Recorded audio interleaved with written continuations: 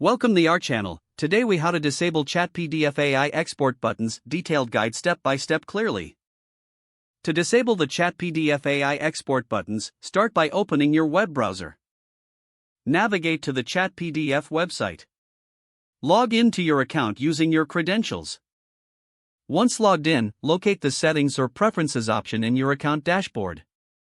Click on the Settings icon to access your account settings. Look for the section labeled Export Options or a similar title. In the Export Options, find the toggle switch for the AI export buttons.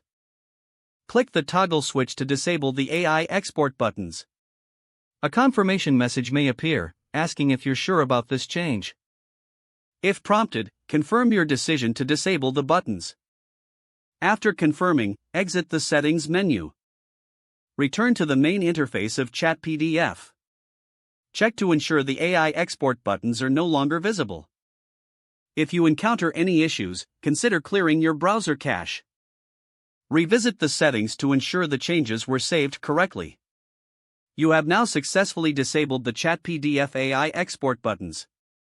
If the page does not load, refresh the browser or try again in a private or incognito window. Make sure you are using the correct email address, then retype it carefully to avoid small typos. If your password is not accepted, use the reset option and create a new strong password you can remember. Check your spam folder for verification or security emails, then complete any requested confirmation steps.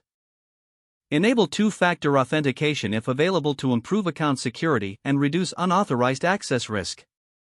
After signing in, review your profile details so your contact information and settings are accurate and current. If you see an error message, note it down and try again after restarting your device and internet connection.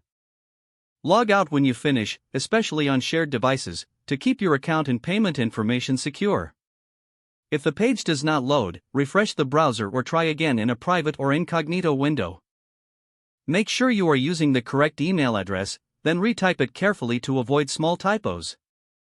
If your password is not accepted, use the reset option and create a new strong password you can remember.